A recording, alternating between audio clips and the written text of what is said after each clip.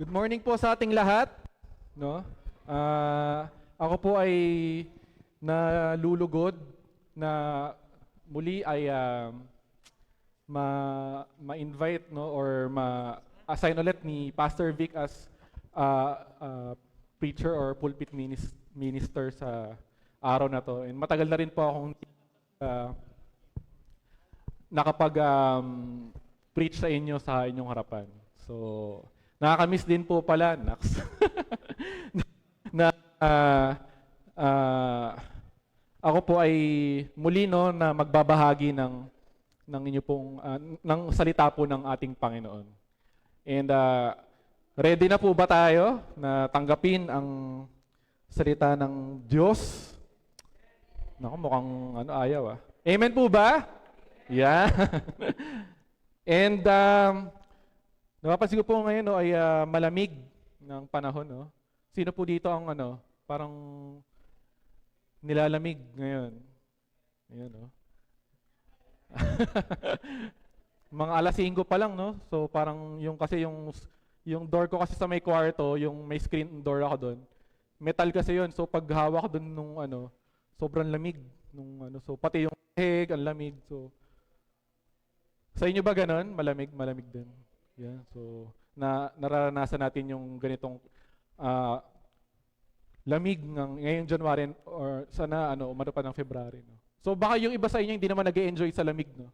Baka yung iba baka hina-high blood or something. Yun. So ngayong umaga po, tayo ay nilalamig. Ako naman po ay nandito para painitin po ang inyo pong mga nilalamig na mga kalagayan. Ang ibig ko pong sabihin ay maaaring ang aking ituturo ay magpantig po ang inyo pong mga leeg, yan. Dahil po ang aking ituturo po ngayon ay pwede pong matamaan ng ating character. Yan. So medyo first time ko yata. Yan. So, sana hanggang sa huli ay samahan niyo po ako at sana ay wala pong lumabas ng kwartong ito or yung social hall na to. At pag-aralan po nating mabuti ang salita ng Diyos sa ating buhay.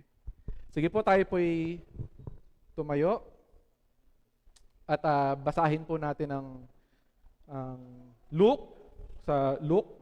So, nasa Luke po tayo. Luke 14.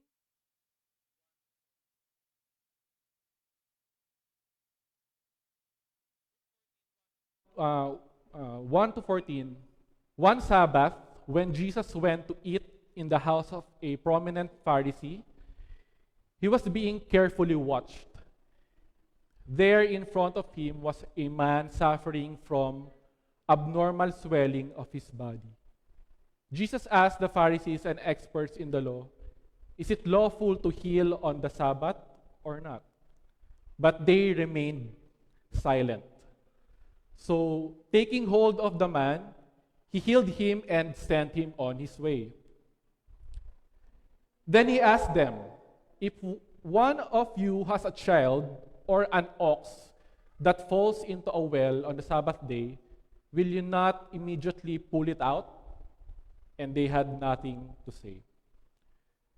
When he noticed how the guests picked the places of honor at the table, he told them this parable. When someone invites you to a wedding feast, do not take the place of honor, for a person more distinguished than you may have been invited. If so, the host who invited both of you will come and say to you, "Give this person your seat." Then, humiliated, you will have to take the least important place. But when you are invited, take the lowest place, so that when your host comes, he will say to you, "Friend, move up to a better place." Then you will be honored in the presence of all the other guests. For all those who exalt themselves will be humbled, and those who humble themselves will be exalted. Then Jesus said to his host, "When you give a luncheon or dinner, do not invite your friends, your brothers or your sisters, your relatives or your rich neighbors. If you do, they may invite you back, and so you will be repaid. But when you give a banquet, invite the poor, the crippled, the lame, the blind, and you will be blessed. Although they cannot repay you, you will be repaid at the resurrection of the righteous." Tayo po'y manalangin. Panginoon, salamat po muli sa umagang ito. Salamat, Lord, sa presensya ng bawat isa. Salamat, Lord, sa oras na to, Lord, na ipinagkaloob niyo. Alam ko po, Panginoon, na wala pong aksidente nang nangyari, Panginoon. We are all here with a purpose. We're all here na meron po kayong gustong iparating po sa aming mensahe.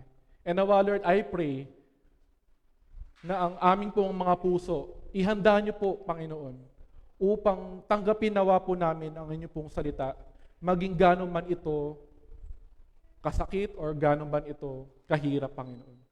Give us, Lord, a surrendering heart. Give us, Lord, a humble heart, Lord, to open our eyes, Panginoon, sa mga bagay, Lord, na hindi namin nalalaman. At ang mga salitang ito, Lord, ang siyang magbubukas, Lord, ng aming mga puso't isipan kung ano po talaga ang gusto niyo pong mangyari sa aming buhay. Ang inyo lamang pong kalooban, Lord, ang siyang masunod. At kayo po ang maghari sa umagang ito as we learn your word and seek your presence, Panginoon. Forgive us, Lord. Cleanse our hearts. In Jesus' name we pray. Amen. Sige po, tayo na po ay makakaupo. Okay.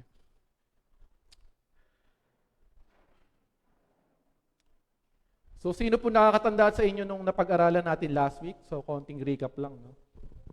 So, yung tinuro po sa atin ni Pastor Vic, it's all about knowing Jesus and being known by Him.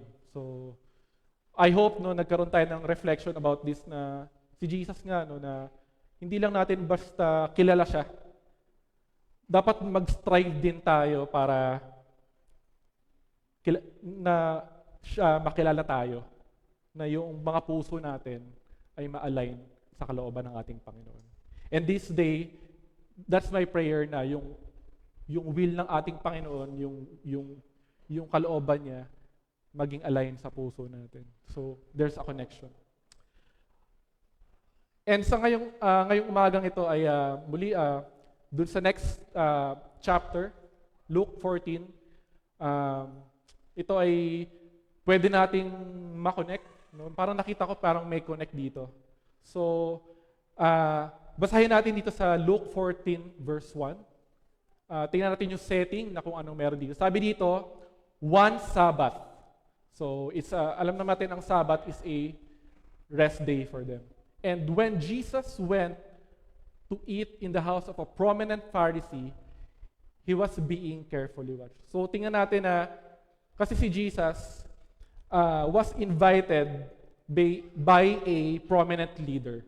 Prominent Pharisee pala. So, in other, sa ibang version, siya yung one of the leader of the Pharisee, kung sino yung nag-invite kay Jesus. And together with the other Pharisees, yung kakain sila, they have a dinner, kasi it's a Sabbath day. So, they invited him to a dinner, to a meal, not because they want to learn wisdom or gusto nilang marinig kung ano yung gustong sabihin ng Panginoon sa mga pangangaral niya. Di ba ang mga Pharisees, galit sila kay Jesus, no?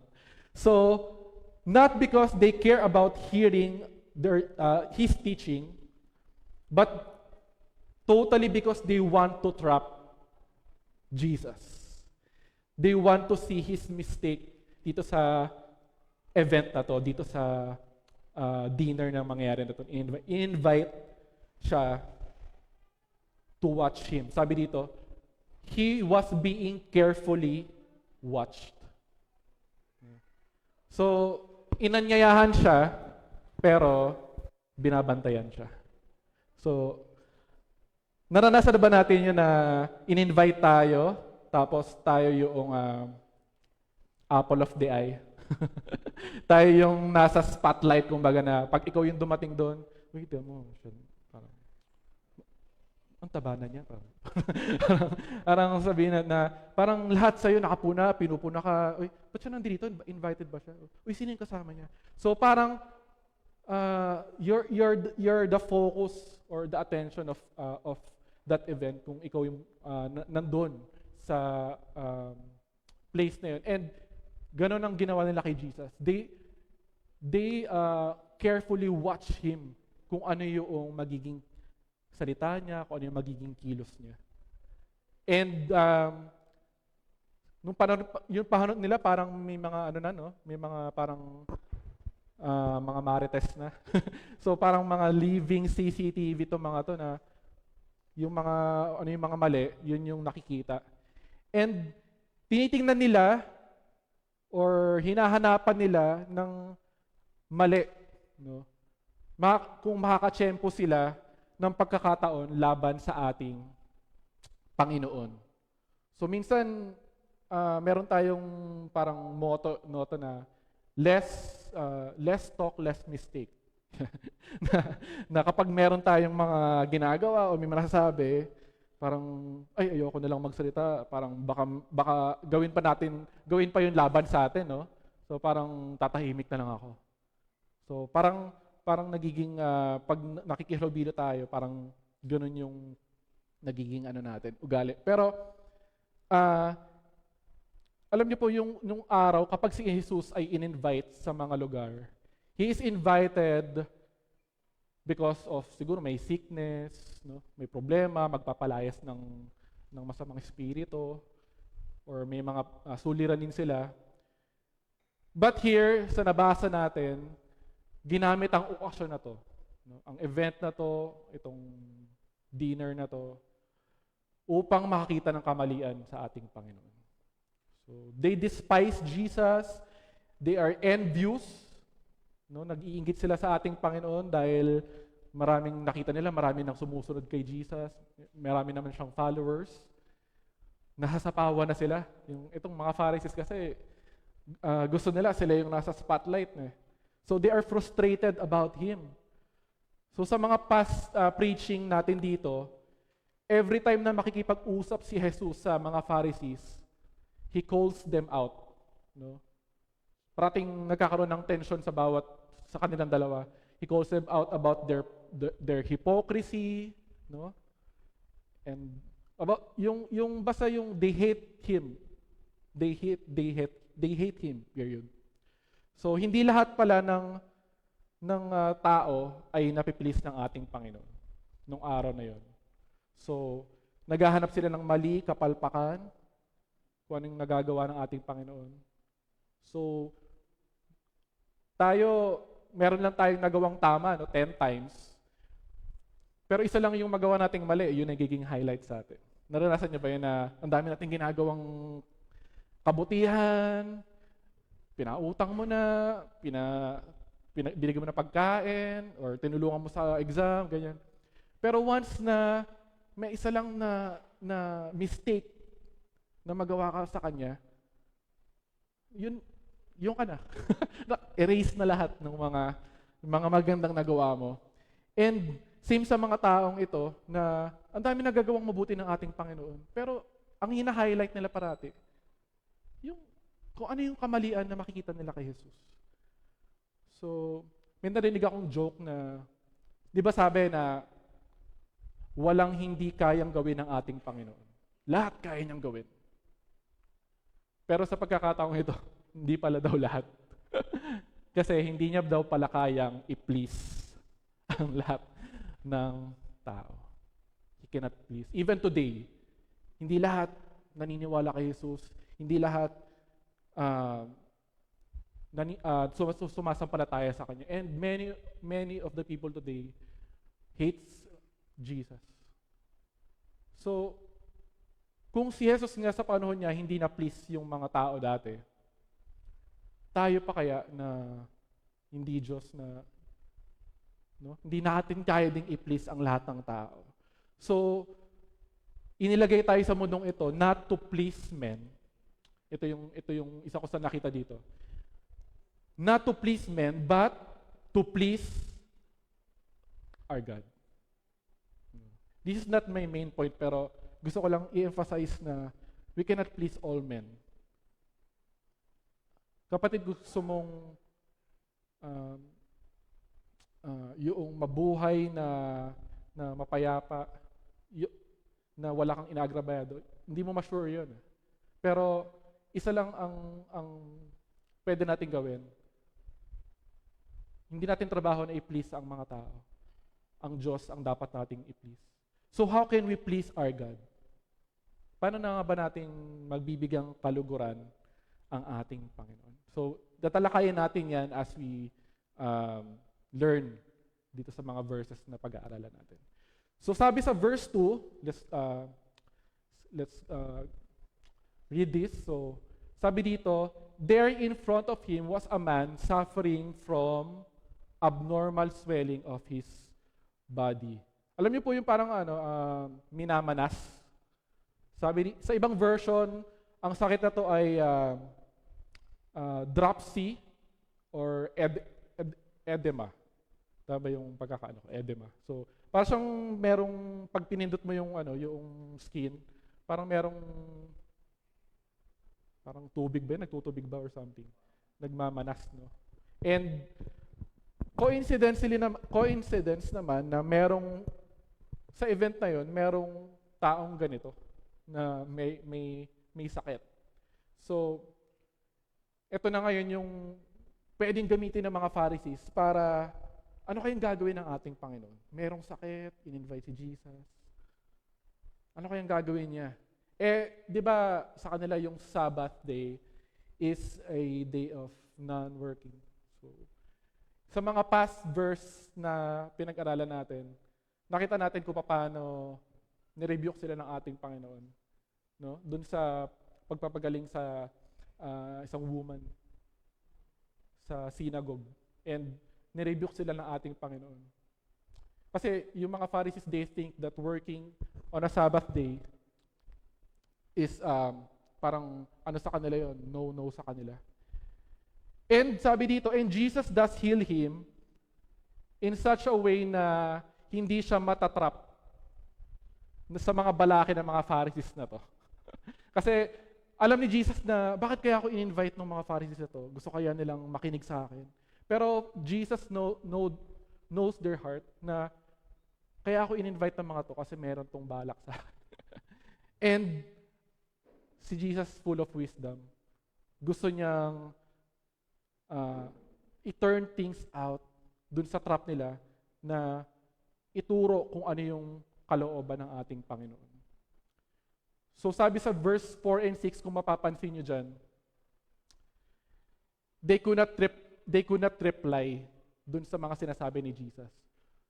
And sa verse 6 din, they had nothing to say.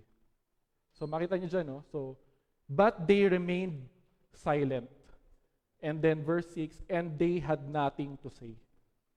Bakit kaya? Hindi sila nagsalita na, hindi, ganyan, bawal ganyan. No. Kasi, remember the setting here, na they invited, hindi lang si Jesus, kundi marami pang mga tao, marami pang mga prominent people dun sa dinner. And, kapag nagsalita sila ng baka mapahiya sila, no? Parang baka na lang, wag na lang. Wag na lang kaya kami magsalita. Hayaan na namin yung mga taong ito, yung ibang tao, ang manghusga dun sa gagawin ng ating Panginoong Jesus. So, ang saya-saya nung event na to. So, may dinner, ganyan. So, imagine niyo yung nag-attend kayo ng dinner, tapos lahat ng tao, they are all dressed up, no? Ang ganda ng mga damit nila, and nag-usap-usap sila. Then biglang, here, si Jesus, meron siyang sasabihin sa kanila. And ang awkward lang na merong sasabihin sa kanila si Jesus. Bakit awkward? Kasi sabihin ng mga Pharisee, naku, dapat pala hindi na lang natin invite to kasi mapapahiya na naman tayo. So, parang dapat yung kasayahan ng event na yon ay mata-turn out into Jesus correcting them and Jesus rebuking them. And Jesus makes it more awkward for that party as he talks about the most serious spiritual problem that can exist in the human heart. At maging ang mga Pharisees, kitang-kita ito sa kanila. And this is the issue of pride. Yan. The issue of pride. Yung pagmamataas. So, we will discuss, ano ba itong pride na to? So, pride is the most universal of all sins that can exist. So, in some ways, the original sin of all. Bakit original sin of all? Tatandaan niyo yung ginawa ni Lucifer? No? Nung nandun pa siya sa kasama ng ating Panginoon, na nag-cause ng kanyang downfall. No? Lucifer pa siya dati. So, nung gusto niyang higitan pa ang ating Panginoon, no? It's because of pride, yun yung naging cause ng kanyang fall. And yun yung siya ngayon, si Satan, na nandun sa impyerno. And it is the original sin that Satan tempted Adam and Eve with the Garden of Eden. So remember, yung serpent, no? Na when they eat the fruit, anong fruit yun? Wala. May sabi ng apple. They eat the fruit and anong sabi sa kanila? They will be like God. Ganon din, no? They will be like God. So parang gustong malaman, higitan pa ang ating Panginoon. And some temptation din na dinilt noong patayin ng kanyang kapatid na si Abel, no? Yung magkapatid na si Cain at Abel, na yung pride, no? Kasi yung galit ni Cain dun sa kapatid niya na si Abel, no? Na hindi nalugod dun sa offering niya. Bakit si Abel nalugod ang ating Panginoon? So it caused na patayin ang kanyang kapatid. So pride in the Bible lies at the bottom of so many other sins. So it is the root of which so many other things to come. So parang dun sa pride na yon, maraming mga sins pa ang pwedeng pag-ugatan nito. And sabi nga ng mga scholars, it's the mother of sin. So it gives birth to other sins in our hearts. And it is dangerous issue na makita natin na very obvious sa mga Pharisees na to. Na gusto sila lang yung makita, sila lang yung mapangaralan. And alam natin na mga Pharisees na to ay yung mga aral na tao dati. They are scholars and ayaw nilang mahigitan sila ni Jesus. So, it is a self-righteous pride that they find worth in opinions of man. Parang yung opinion ng tao, yung opinion ng sasabihin ng ibang tao, ayun yung important sa kanila. Yung pinipray sila, no?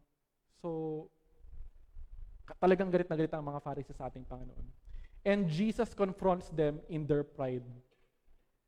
And warning po ngayong umagang ito, Jesus may confront us also sa mga pride na pwede nating maging character sa buhay natin. And this is a hard sermon. Even me, when I'm learning this or studying this, maging ako ay na-correct sa mga bagay na napag-aralan ko. Kasi gano'n naman tayo. Yung salita ng Diyos, it reflects who we are. And as we learn the Word of God, para siyang mirror na nagsasabi kung ano yung mali natin.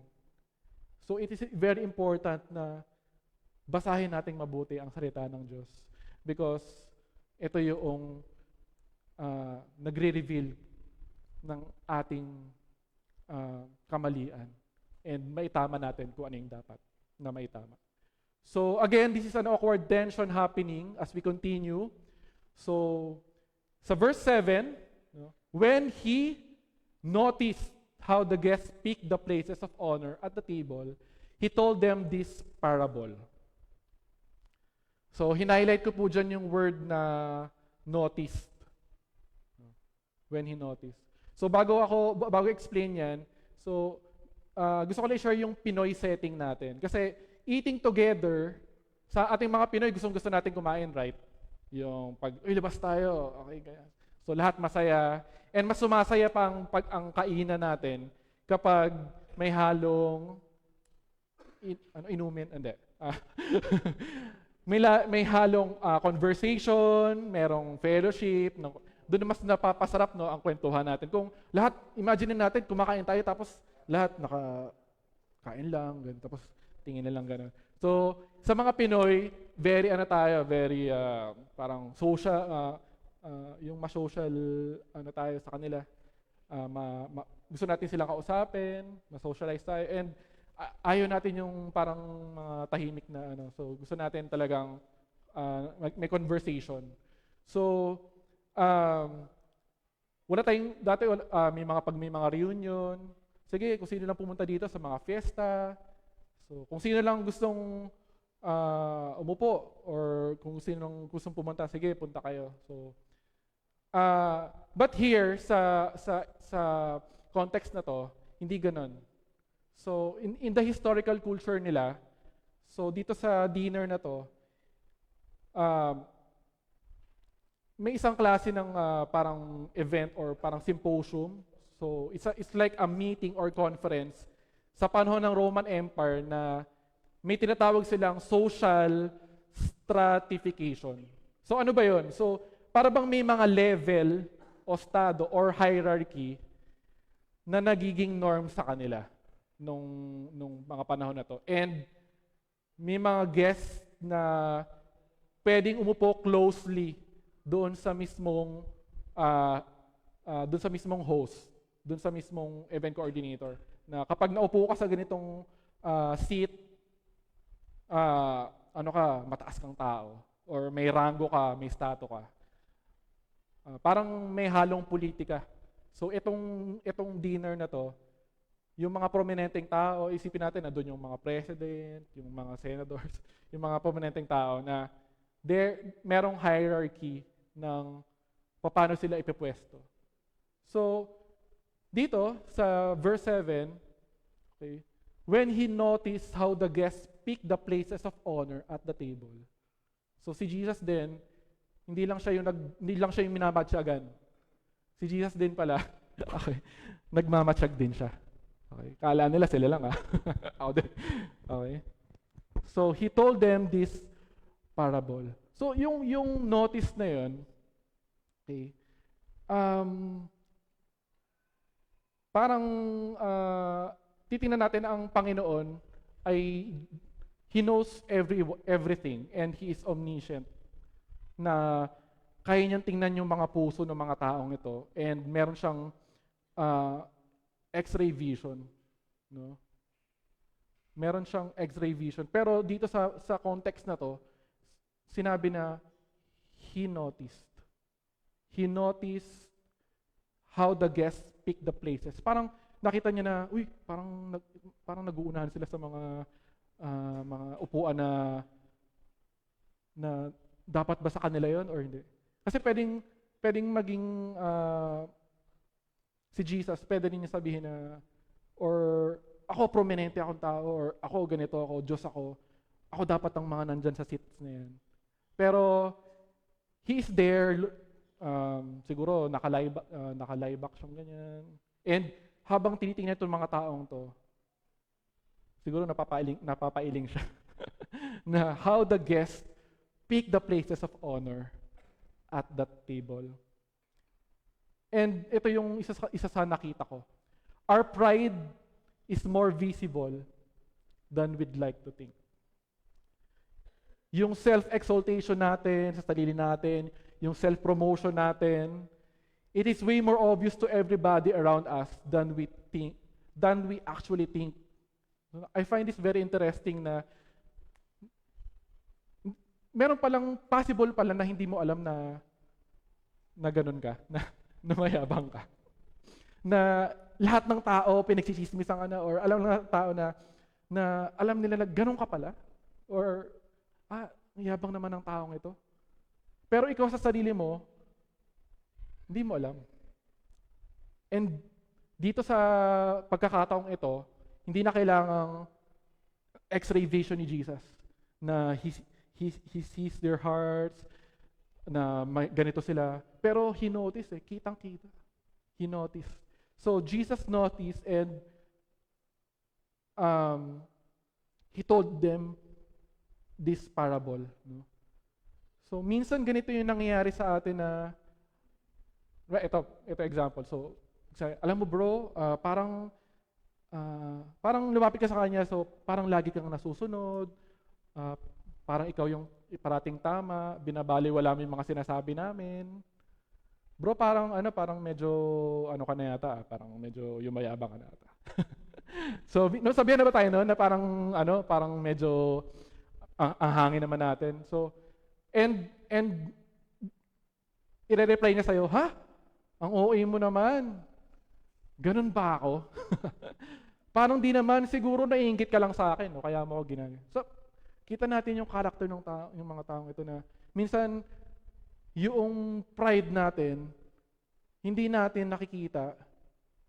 Kasi siguro, alam natin pero ayaw nating aminin or hindi talaga natin to nanonotice.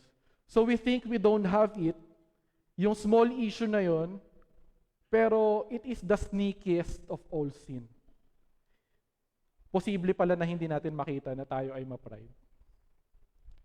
And pride will kill you or kill us. Hindi literal na papatay sa. Pride is the sin most likely to keep you from crying out for a Savior. Yung pride na hindi natin kailangan ng Diyos, hindi natin kailangan ng tutulong sa atin.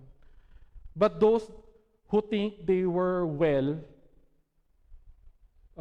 will not look for a doctor. So sino ba naman yung parang, ay wala naman ako sakit, ba't kailangan ko ng doktor? The same as sa pride natin. Ay hindi naman ako ganito, hindi naman ako ganyan. Ba't ko kailangan ng Savior? Bakit ko kailangan ng Jesus sa buhay ko? Okay. So, let's reflect, no, na ganito ba ako? Ma-pride ba ako? And mamaya makita natin yung mga symptoms ng pride para matulungan ko kayo kung baka ito na ba ako ganyan. Para maging aware din po tayo. So going back to the parable, sa verse 8, no, sabi dito, when someone invites you to a wedding feast, do not take the place of honor, for a person more distinguished than you may have been invited. If so, the host who invited both of you will come and say to you, give that person your seat. Then humiliated, you will have to take the least important place. But when you are invited, take the lowest place so that when your host comes, he will say to you, friend, move up to a better place. Then you will be honored in the presence of all other guests. So may mga natatanging upuan. May parang, ito yung presidential table. Nakatenda ba kayo ng, kasi parang ito parable of the wedding feast sa ibang version. Nakatenda ba tayo ng kasalan? Siguro naman lahat, no? And nandun yung, after ng kasal, andun tayo sa, may reception. And, parang typically sa ating mga Pilipino, may mga arrangement ng tables. So may mga, nakatenda ba kayo ng mga kasal na may mga arrangement na yung table na, oy, dapat table number 1 ka, table number 2. Tapos kung ikaw yung ninong-ninang, doon ka sa presidential table, sa harapan ka. So malapit ka doon sa kinasal. And parang ganun yung nangyari dito na kung meron kang place or meron kang or in-invite ka talaga doon, meron kang papel doon sa event na yon, dapat maupo ka doon sa kung saan ka dapat umupo. So, if ordinary attendee ka, hindi ka naman uupo doon sa doon sa nakita naman tayo na pag ordinary attendee ka, upo ka doon sa places na nandun yung mga ninong, ninang, yung mga yan. And tinatawag natin ito yung yung mga VIPs. Yan, mga VIPs na very important pogi. Ay. Ba't nandiyan ka? Pogi po kasi ako eh. Kasi very important po. O ba't nandiyan ka? Pastor po kasi ako eh. Very important pastor. So, very important person. So, very important person na kung ikaw naman ay may mga papel dyan sa sa kasal na yan, syempre, nandun ka dapat. Pero kapag, halimbawa, ikaw ay guest, ninong ka, tapos umupo ka sa dapat, hindi mo dapat kaupuan, yung wedding coordinator or any of the, yung kung sino man nung event na yon, yung tatawagin ka and sasabihin sa'yo, ano po, ninong po kayo, di ba, nung so, hindi po kayo dapat dyan. Meron po kayong nakalaan na upuan para sa table sa harapan po. And yun yung parang makita ng mga guests, uy, ninong pala siya. So, parang merong, parang makita ng mga tao na meron ka palang magandang papel doon sa kasalan na yon. So, kapag ipinalagay natin na mahalaga tayo sa iba, no? Parang ito yung nangyari dito na yung mga guests dito na gusto nilang maunahan dun sa mga designated seats na hindi naman dapat sila doon. Ito yung parable na sinabi sa kanila ni Jesus na kung hindi ka naman diyan, huwag ka diyang maupo. No? Kundi mapapahiya ka lang. No? Kundi you will be humiliated. Sabi diyan. Ikaw ba naman attendee ka tapos doon ka umupo na So parang bigla kang sir, hindi po kayo dyan. Nakaupo po dyan si president, ganyan-ganyan, or syempre, wala nang mga seats doon sa saka nauupong ganyan. Parang mas nakakahiya ata na tawagin ka na hindi ka dapat doon na tumayo ka dyan at hindi ikaw yung nararapat para dyan.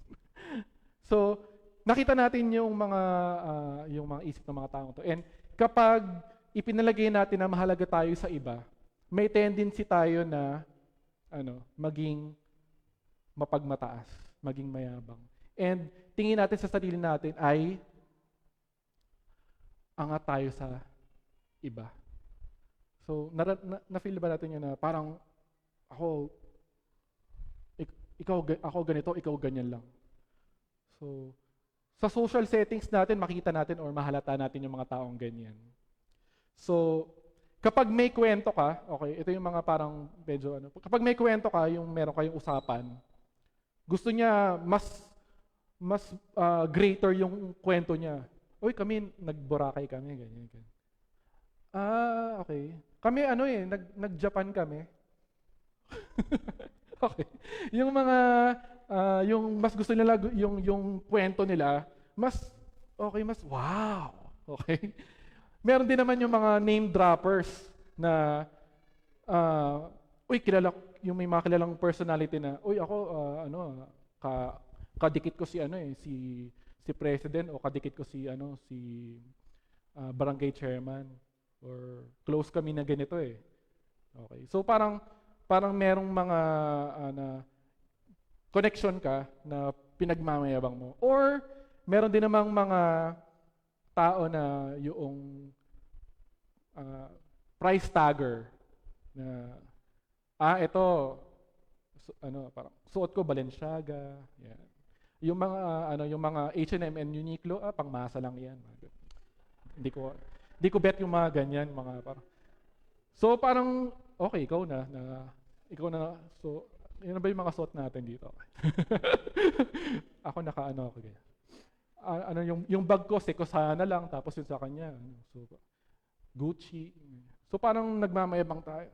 And gusto natin tayo yung maging spotlight or focus ng event na yun. So merong purpose or gusto mo ikaw yung center of attraction. And okay, parang meron kang parang banat no. Spotlight ka ba? Kasi sa'yo lang ako nakafocus. Pero, okay, ayaw nating masabihan na spotlight ka ba? Kasi ang yabang mo, silaw na silaw ako. No, parang mas pangit yata tingnan na napakinggan yun. So, maling intensyon ang ginagawa ng mga Pharisees na yung mga Pharisees gusto din nilang spotlight, gusto nila sila yung self-righteous, sila yung mga mahihilig pumuna, mag-judge, mamahiya, and tingin nila sila lang ang tama at lahat ay nagkakamali. Ganon yung ginawa nila sa ating Panginoon. And yung mga guests na to, they want to have that spotlight and they want to chase that shares na hindi naman dapat sa kanila. So explain yung table na yun no, na yung mismong host ay nandun sa dulo tapos tabi-tabi yan tapos ikaw na lang yun nandun sa pinakadulo, sa pinaka-bottom. Kasi sa kanila nga mahalaga nga yung yung parang political na pag-uusap. Mas malapit ka dun sa mas angat ka. So mga prominent people na to. So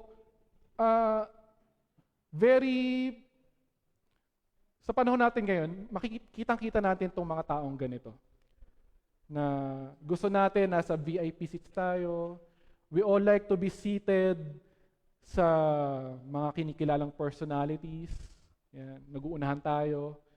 And we all like to be seated in front. Ako kasi nung sa school ko, ako parating nasa likod.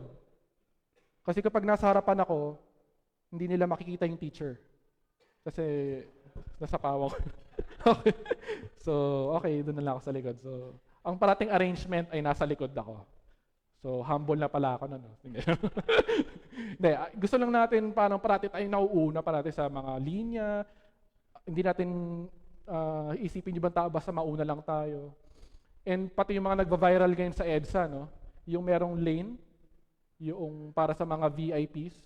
Tapos may mga dumadaan doon na hindi naman dapat sila doon dumaan. No? May mga wang-wang pa, something.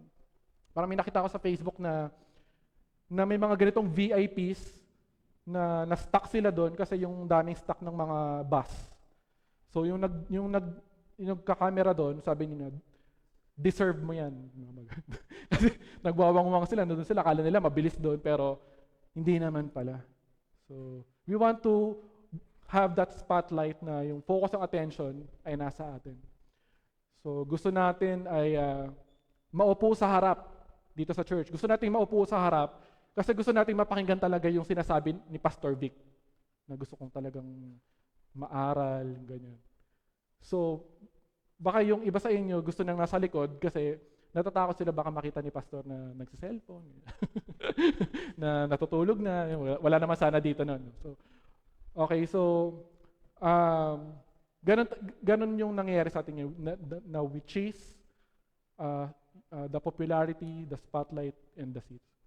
So, sabi dito, self-importance can lead to self-exaltation.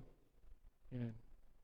Naniniwala ba kayo dyan na kapag ang tingin mo sa sarili mo, parang ikaw lang yung importante kaysa sa ibang tao, parang ikaw na yung na-exalt, parang ikaw na yung nag-glorify sa mga sa lahat ng mga ginagawa. So parang glory to me. Yeah. Ako, glory to me. So Jesus can say kung mayabang siya o parang yung event na yon kasi 'di ba Diyos siya tapos in-invite siya doon. Pwede niya sabihin kasi na, "Oh Diyos ako tumabi kayo dyan, ako yung, in-invite ako dito, in-invite ako ng host, ako dyan dapat naupo. Okay. Pero hindi yun yung ginawa ng ating Panginoon. Minsan din yung mga youth ngayon, okay, feeling entitled ang ating mga youth ngayon. So, entitled teenagers tend to do what they want. Ignore kung ano yung mga sinasabi ng mga magulang, yung mga tatanda, and they control the emotional climate in the family. Parang sila yung nagmamanipulate na ano ba dapat yung maging gagawin nila, or ano ba dapat yung magiging takbo ng kung ano yung mga decisions nila. So parang gusto nila, sila lang yung maging focus, yung mga kabataan. So hindi man natin gawin yung mga nag-uunahan sa mga seats, katulad ng ginawa na to. Makita natin dito na through these social gatherings and yung mga nangyayaring sa mga panahon natin ngayon, ay we can notice na baka nga isa tayo sa mga may ugali na meron tayong self-importance and can lead to self-exaltation. Yan. So, naghahanap tayo ng parang validation sa mga tao na yung papuri nila, yung kanilang mga opinion, mahalaga sa atin, yung mga praise nila. And even sa social media ngayon, okay, we find validation sa social media. Kung konti lang yung likes ng pinost mo, ay, parang hindi yata ako importante, or parang burahin ko na lang kaya. Parang doon na you are important, no, sa mga likes. So pupunta tayo sa ibang lugar, okay, sa mga grupo, para lang magkaroon tayo ng validation sa sarili natin. Yung we feel na we are important and we long to be the spotlight. So minsan maliit ang tingin natin sa iba. So ako nakapagtapos ako, ganyan. Tapos ikaw ganyan ka lang. Ako architect ako, tapos ikaw ganyan ka lang. Parang minamaliit natin sila. Mas magaling ako sa'yo. Oops. Let's check our hearts at mag-ingat po tayo kasi hindi nape-please ang ating Panginoon. Remember yung unang point natin na we are not meant to please people, and we must only please the Lord, and hindi nape-please ang ating Panginoon sa ganito. So lahat tayo created equal at mahalaga tayo sa ating Panginoon. Walang pastor, walang architect, walang doktor, police, abogado o presidente. Di mo ba ako kilala? Maraming road rage dyan na, di mo ba ako kilala? Bakit? Sino ka ba? Okay. Wala lang. Sige. Okay. Okay. Yung uso ngayon yung mga kalbo na may sunglass. Okay? So, yung anak, sino ka ba? Di mo ba ako kilala? Hindi. Pakilala ka nga. Okay. Sige, ito yung Facebook ko. Ganyan. So, sabihin mo nga sa katabi mo, mahalaga ka sa Diyos. Maging sino ka man. Yan. Tayong lahat ay mahalaga sa ating Panginoon. Lahat tayo ay equal. Walang mataas o wala. We are all created equal. Kung lahat tayo nagkasala tayo, hindi yung kasala siya, ay ito lang kinupit niya, ito malaki. We are all yung pagtingin na sa ating ng Panginoon, ay nandito sa aerial view. Pantay-pantay tayo lahat. And meron nga side story na pwede kong kwento sa inyo, na yung mga maliliit na ibon will produce the sweetest sound. Napansin nyo ba yun? Yung mga maliliit na ibon na, yan. Marunong ako sumipa. Sila yung may mga sweetest sound na ang sarap pakinggan tuwing umaga. No? So, unlike yung mga bigger ones, ano ba yung mga big na mga birds? Ano? Turkey, ano pa? Ostrich, yung pabo, turkey, pabo, di ba? Eagle. Ano yung narinig sa kanila? Okay? So parang pangit pakinggan. Parang, ano ba to? Ganyan. Umaga. So parang gusto natin yung pagising natin na parang ang labig pa, so ang sarap matulog ulit. So ang gusto lang ang gusto lang sabihin dito na yung halimbawang ito na hindi lahat ng mga maliliit ay parang minamalit lang natin. Because yung ibang maliliit pa, sila pa yung nagpo-produce ng magandang sound. And yun yung mga maliliit na bagay na nalulugod ng ating Panginoon, yung huni ng mga ibon, yung puso natin, yun yung mga napiplis ang ating Panginoon na kapag tayo ay nagsalita or nag-act sa kapwa natin na maganda, parang isang magandang huni yun sa ating Panginoon na napiplis ang ating, at ang sarap pakinggan. Na, alam niyo po ba, nasa kahit tayong mga Christians, pwedeng tayong maging, may tendency tayong maging mayabang. Okay, parang, even mga religious person, pati itong mga Pharisees, ganun eh. Because we assume to be great. We assume to be great, and we are Christians. We are saved. Ako saved na ako kasi Christian na ako. Okay? Baka nagiging parang yung tinuro ni Pastor last time na yung mga Israelites, yung mga Jewish, yung mga Jews, thinkers tayo na kami lang ang pinili ng Panginoon, kayo hindi. So, ako Christian ako, ikaw hindi, mapupunta ka sa impyerno. Parang sama na ugali naman ito. Sino ka para?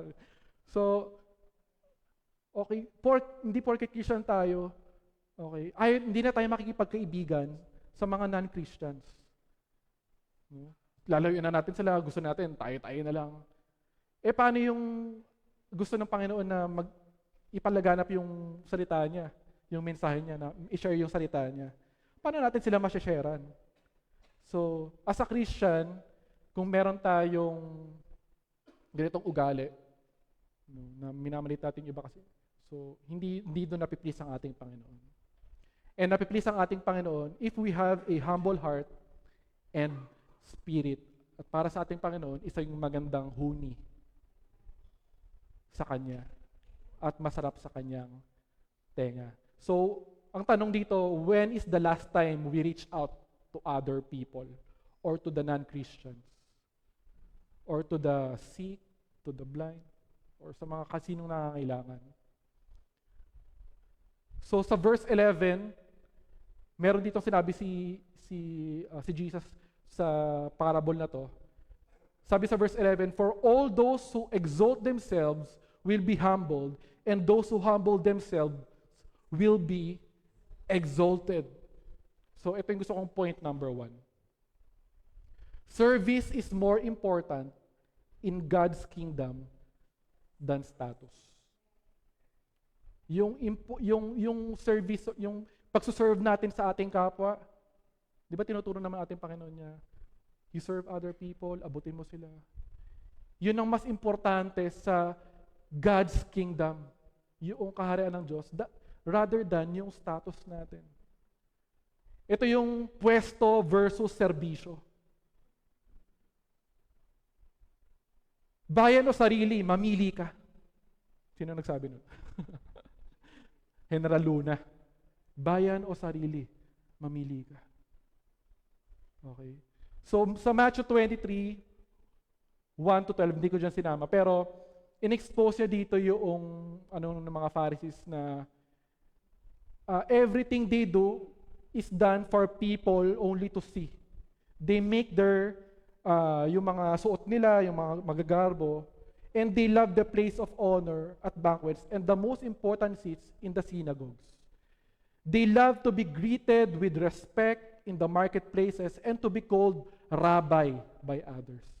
But you are not to be called rabbi, for you have one teacher, and you are all brothers, and do not call anyone on earth Father, for you have one Father who is in heaven. Nor are you to be called instructors, for you have one instructor, sino? The Messiah. And the greatest among you will be your servant. And ito yung sinabi niya sa verse 12. For those who exalt themselves will be humbled, and those who humble themselves will be exalted. See the parallel? Same sila. Okay. So, makita ko dito na seeking glory from man will always leave us empty. That's my point. Seeking glory from man will always leave us empty. Andiyan ba yun? Pwede ba natin ipakita or wala? Nabura ko ba? Wala. Okay.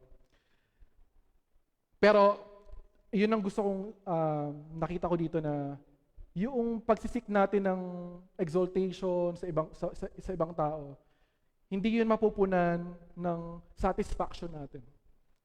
Meron parating, okay, napasaya niya ako or na bigyan niya ako ng ganito or something or napapurihan niya ako. Pero hindi yun sapat upang mapunan yung true longiness ng hearts natin. Or yung, kasi, di ba, parang minsan mayaman ka na or ang dami mo ng pera or ang dami mo ng kaibigan. Pero at the end of the day, makakaramdam ka pa rin ng lungkot. Makakaramdam ka pa rin ng loneliness sa puso mo. Because yung worth mo, inaasa mo sa ibang tao. And minsan ang Diyos natin, kapag nakita niya tayo na ina-exalt natin yung sarili natin, He will humble us in a painful way. Nakaranas ba tayo na parang ang nagmamataas tayo tapos biglang na-down tayo ganyan or parang nalugmok tayo. Or may kilala ba kayo na ganyan na parang dati ganito siya, ganyan. Tapos biglang asan siya ngayon? So minsan yung pag-humble ng ating Panginoon ay masakit. Yung sabi diyan yung for all those who exalt themselves will be humbled. Hindi yan maganda, yung will be humbled, kasi parang there is parang ibababa ka ng ating Panginoon. Talagang tuturuan ka niya ng lesson. And minsan, ayaw nating maranasan yun na God will humble us because sa ating kayabangan, sa ating ugali. Alam niyo po, God hated pride. And He humbles the proud. Minsan iisip natin, bakit sino ba yung mga mayayabang, sila pa yung matataas, sila pa yung napopromote, sila pa yung nandun sa taas. It may look like maganda ngayon, pero it's only temporal. It's only dito lang sa mundong ito. Okay. Sabi dito, God will humble those who are exalting themselves, and those who humble themselves will be exalted. So, sabi sa 1 John 2:15-16, medyo maliit ata.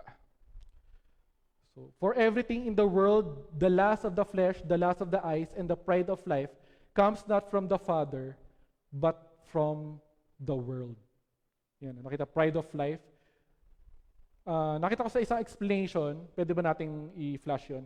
The pride of life can be defined as anything that is of the world, meaning anything that leads to arrogance, ostentation, pride in self, presumption, and boasting.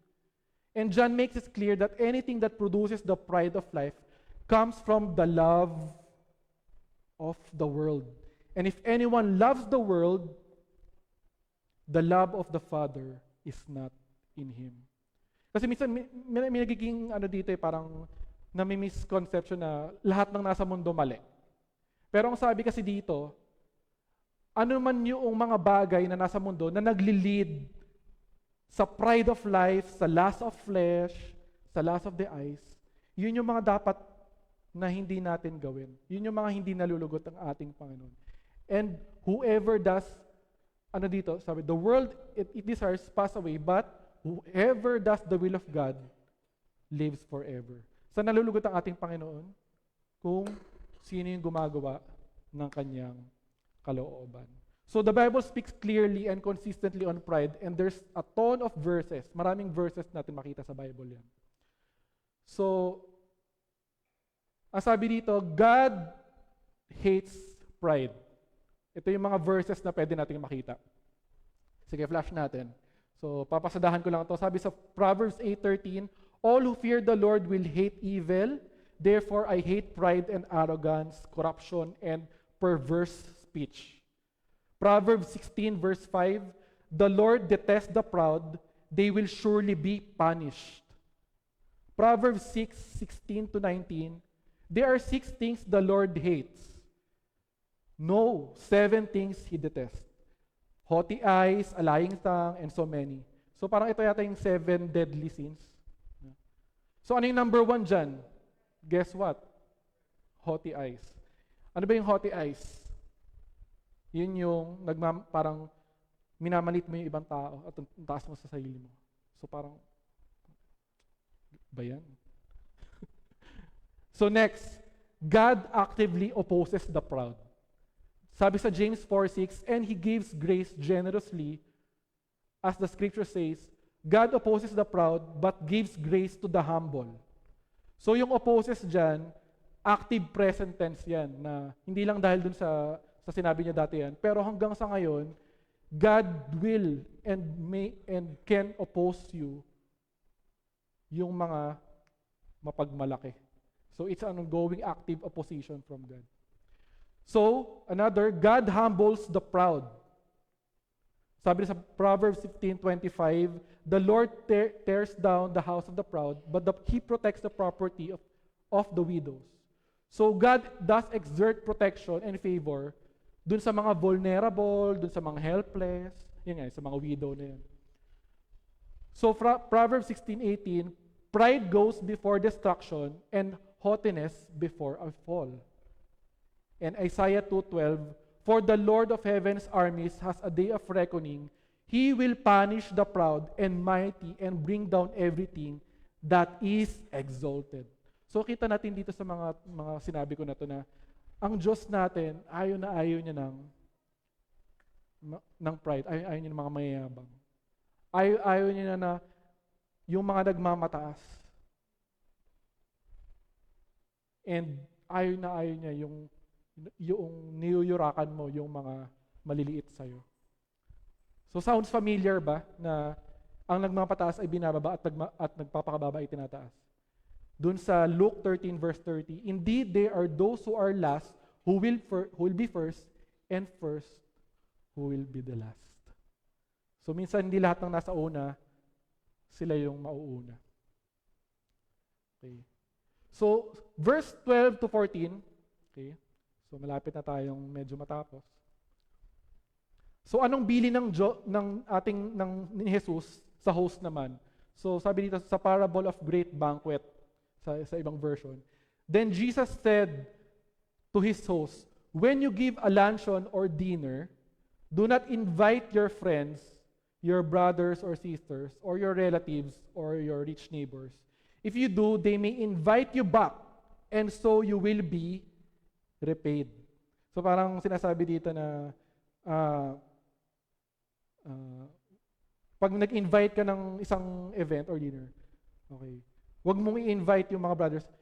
Pwede maging connotation, dito na, ma-misinterpret to na, hindi natin i-invite yung mga families natin, yung mga, yung mga brothers natin. Pero kasi yung konteksto nito, ay merong parang exclusivity na sila-sila lang.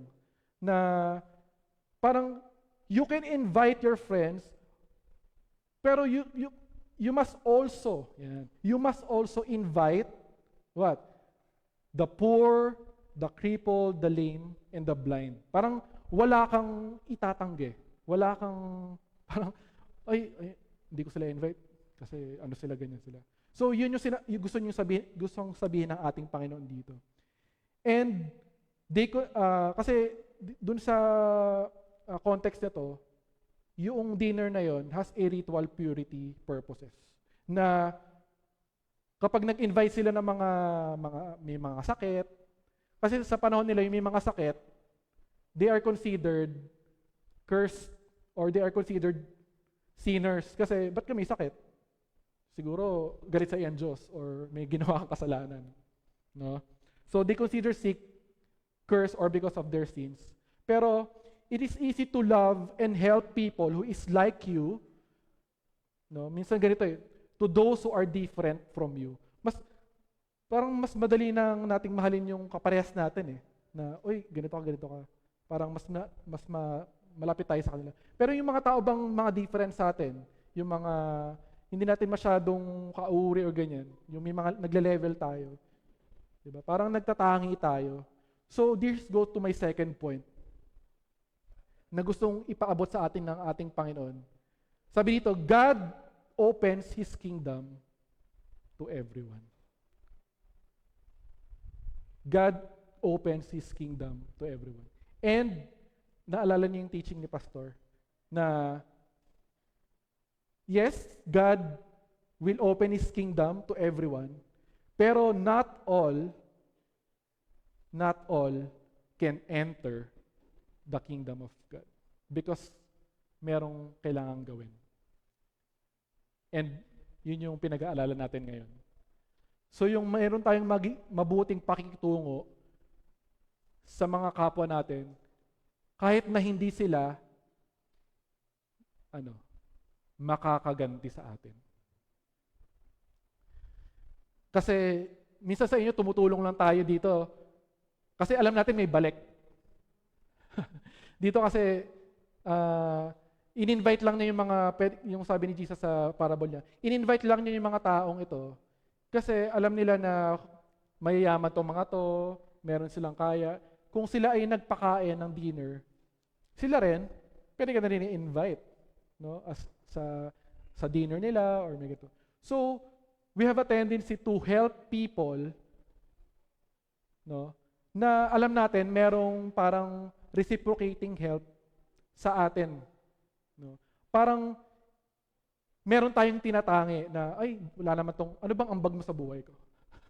Anong wala ka namang diyan ka lang. So, kung yun ang isip natin, hindi yun ang kalooban ng ating Panginoon. Sabi niya, God is open. Yung God opened His kingdom sa lahat. Walang Gentile, walang Jews, walang mahirap, walang mayaman, walang maganda, or ganyan-ganyan. Sabi ko sa inyo, lahat sa mata ng Panginoon ay equal. Pero sabi pa niya dito, yung mga gumagawa ng mga pagtulong sa mga crippled, ito yung mga parang PWDs yung mga crippled, yung mga blind, ito yung mga walang pwedeng gantipala or bakit sila makakatulong sa akin? Parang hindi naman sila capable to help. No? So, gusto natin yung makakatulong sa atin. Kumbaga gusto natin yung reward, mabalik sa atin agad. Okay. Yung tulong natin, okay, tutulong ako, yung tulong ko, balik agad sa akin. So, let's check our motives. Ano ba yung motibo natin kung bakit tayo tumutulong? Sino ba yung dapat ating tulungan? May kakayanan ba yung tutulungan natin? Okay. So, makita natin dito na yung reward na gusto natin ay from men, which is, ito yung parang gusto kong maging comparison Reward from men versus reward from God. Kasi sabi dun sa last verse, pwede ba nating itaas ng onte yung although they cannot repay you, and you will be blessed. Although they cannot repay you, you will be repaid at the resurrection of the righteous. So gusto kong gawa na comparison na reward from men versus reward from God. So reward from men is baka maging temporary lang, maging limited lang, or maging equal help lang. Na kung ano yung tinulong ko sa'yo, yun lang din itutulong niya sa akin. Pero ang reward from God, it is eternal. Hindi siya temporal. Yung parang kapag wala na tayo dito, yung blessing niya andun pa rin. Nandun tayo yung kapiling natin siya. Yung tulong na ibibigay niya, yung reward, is unlimited. Dahil nga ang Diyos natin ay nasa Kanya lahat. No? At higit pa sa ginawa ng tulong, higit pa niyang ibibigay yung reward na yun doon sa ginawa nating tulong sa iba. Kumbaga, hindi lang equal. Higit pa niyang ibabalik sa atin kung ano yung ginawa natin sa kapwa natin. So, siguro ang sarap ng feeling na yung Panginoon natin, nakita niya tayong ganito na tumutulong sa mga kapwa natin. And nandun lang tayo sa isang place. And lalapitan ka ng ating Panginoon. Sasabihin niya, anak, ba't ka nandyan?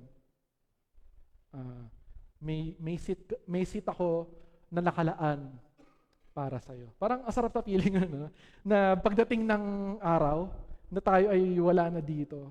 Or maging dito man, merong ilalaan na upuan ang Diyos para sa atin. And sana maging ganun ang prayer natin na, Lord, give me a humble heart that pleases you. Yung reward, gusto nating tanggapin na agad Pero dapat maging longingness natin na pag tumulong tayo, ang Diyos naman ang siyang magbabalik sa atin. So there is blessing in humility. So papasadahan ko lang, save from affliction, salvation yon. He guides and He teaches. A blessing of grace, a blessing of wisdom, a blessing of honor, a blessing of greatness in heaven, and a blessing to be lifted up. So pwede nyo niyang screenshot tapos buklatin nyo sa mga Bibles niyo para basahin nyo kung ano yung sinasabi dyan. So sabi dito, live your lives with true humility. Okay. So true humility. Meron kasing maling humility na pwede rin kasing yung magse-self-pity tayo, tapos gusto natin naman, ganun din, parang yung gusto mo ikaw lang yung tulungan parate, gusto mo lang ikaw yung maging focus, parang naglulong ka pa rin ng pagtulong ng ibang tao na dapat ikaw lang yung tinutulungan. So parang VIP ka. Very important. Poor. Very poor. Kung sino pa yung mga mahirap, parang sila pa yung talagang kami lang ganyan, parang parang nagse-self-importance din sila na dahil mahirap kami lang dapat ang tulungan, ganyan. So ito yung mga symptoms na pwede kong i-share sa inyo, no? Na ano ba yung pwede nating makita sa pagiging isang prideful na person. So number 1, ito nga pala inano ni Jonathan Edwards. No? 11 symptoms of infection of pride. Number 1, critical spirit. So, fault finder tayo. Parati tayong tumitingin sa ibang tao na kung ano yung mali nila. So, suspicious of others, nagiging judgmental tayo. Prone to gossip, yan, nagmamarites tayo. Harsh language, yan. Boldness, ibig sabihin, self-confident tayo na yung parang very confident tayo sa sarili natin na yung nawawala yung modesty natin or respect natin sa ibang tao. Nagiging stubborn tayo. Quick to advise. Nagiging selective tayo sa mga tao. We became sensitive in criticism na kapag sinabihan ka lang nito, ano ka na agad, parang ganito ba ako?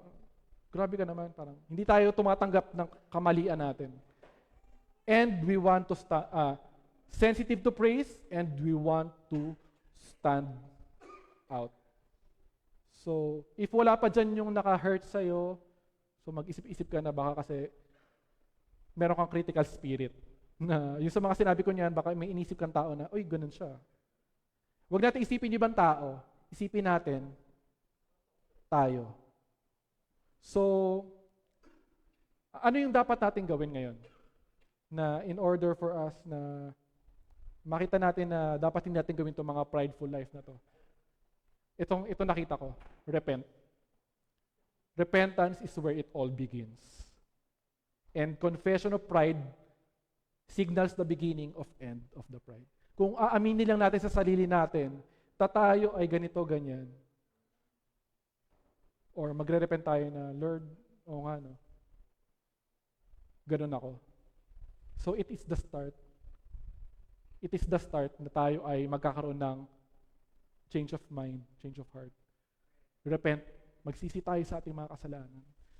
Kasi ang pride, ayaw niyang aminin niya sa sarili niya talaga na ganun siya. Pero kapag you humble yourself and you surrender your lives to God, aaminin mo na makasalanan ka na you need Him as your Savior. That's the start. And I have 3 practical solutions na pwede ko ibigay sa inyo. Mabilis lang. Number 1, count others as more significant than yourselves. Count others as more significant than yourselves. So, sabi sa Philippians 2:3-4, do nothing out of selfish ambition or vain conceit. Rather, in humility, value others above yourselves. Not looking to your own interests, but each of you to the interest of others. You value the interests of other people. Number 2, consider the example of Jesus. Sa Philippians 2:5-11, so medyo mahaba yan, masasabi lang dito na yung example na in-explain ni Jesus throughout His ministry, yung servanthood niya, okay, even to the death, to the cross. Okay, Diyos siya tapos bumaba siya. No, nagpaka-humble siya just to reach us out and save us. Iniwan niya yung seat niya para lang sa atin. Diyos siya King siya Yung seat na nararapat sa Kanya, doon dapat. And number 3, commitment to serve. Commitment to serve. And that's the parang pinaka-essence kung bakit tayo nag-serve. Kung bakit tayo nandito is gusto nating mag-serve sa tao. Yun yung pinaka-ministry ng ating Panginoon. Yung verse na yan, yung winash na yung paanong mga disciples niya. Yun yung pinaka-mababang uri ng trabaho na pwedeng no? Dumi-dumi ng paa tapos huhugasan yung mga paanong disciples niya. So, hindi natin pina-practice to today, pero kasi ang symbolism nito, yun dapat yung maging lesson sa atin na you take that far na you reach those people na kahit gaano man kahirap, kadumihan, you will reach them out. You will go there and ipakita mo na hindi ka angat sa kanila. Na you are there because you want really to help. Kahit wala silang balik sa'yo. So, what are you seeking to be satisfied? What applause of mankind ang gusto natin? Or what self-promotion ang gusto nating ma-engage para ma-satisfy lang tayo?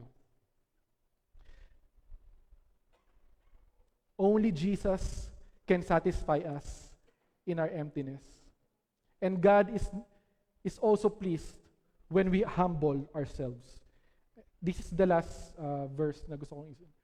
Sabi dito sa 2 Chronicles 7:14, if my people who are called by my name will humble themselves and pray and seek my face and turn from their wicked ways, then I will hear them from heaven. And I will forgive their sin and will heal their land. Kaya siguro hindi nagkakaroon ng healing or ng parang gulo-gulo para. It's because of pride. It's because of yung mga tao inisip ni sarili nila, kanya-kanya na. Kung tayo lang ang lahat ay magtutulungan or we help each other, we are sensitive to the needs of other, we are considerate. Diba? Ano na lang mangyayari sa mundo natin? Ang ganda. At doon magsisimula yung pagbabago. And if we confess na tayo ay makasalanan or yung tayo mapapride, okay, and to seek His face and your wicked ways, then He will hear you from heaven. And that's a challenge for all of us. Okay. Yung promise ng ating Panginoon, hindi nagbabago yan. Yung mga reward, yung mga blessing na yan, and He will exalt you. He's a God of one word. Hindi nagbabago yung promise niya. And He cares for all of us.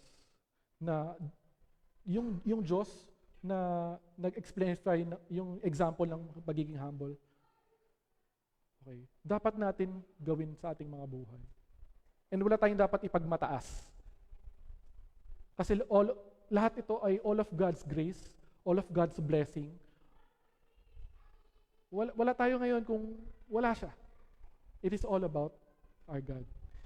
And how can we humble ourselves? We try to give the appearance of humility to manipulate others. We think that humility means putting ourselves down. True humility compares us only, kanino lang, with Christ.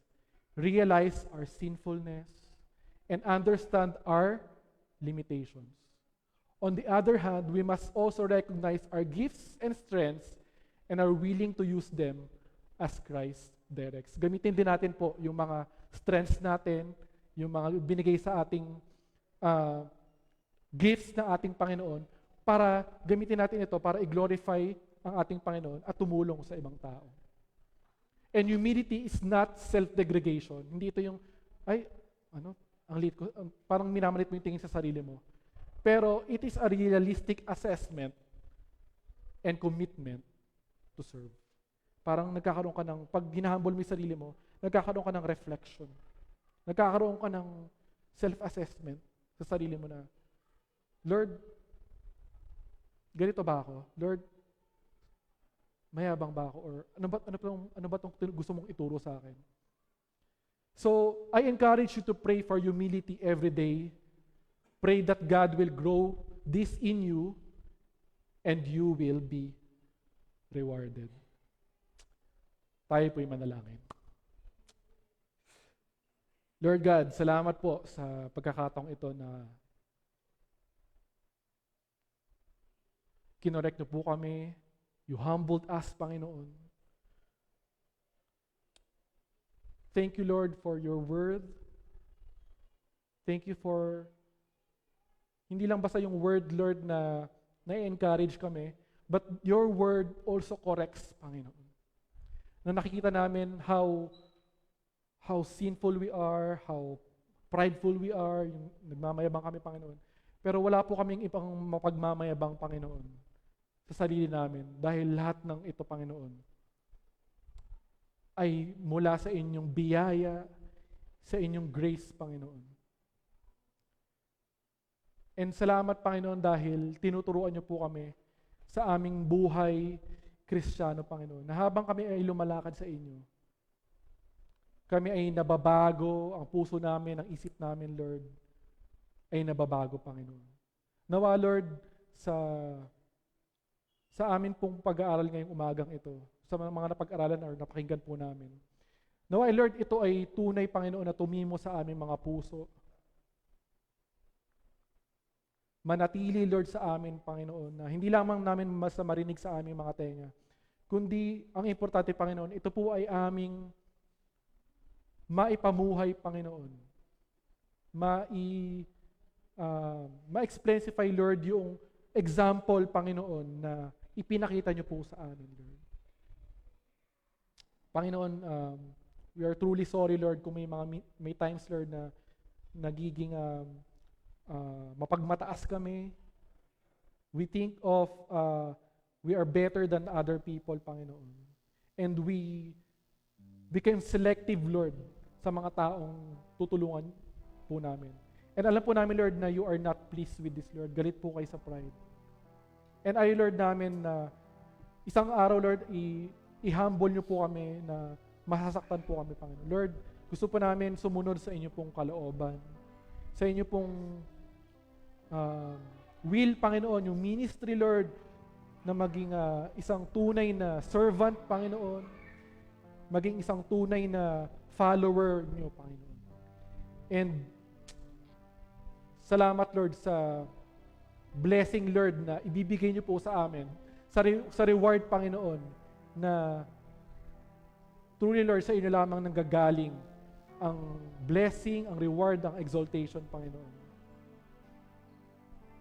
Search us, O God, and know our hearts, Lord. Know our thoughts, Lord, and lead us the way, Panginoon, to the everlasting Panginoon. Salamat, Panginoon. Sa iyo po ang lahat ng papurit, pasasalamat at luwalhati. Kayo lamang po ang madakila. In Jesus' name we pray. Amen. Amen.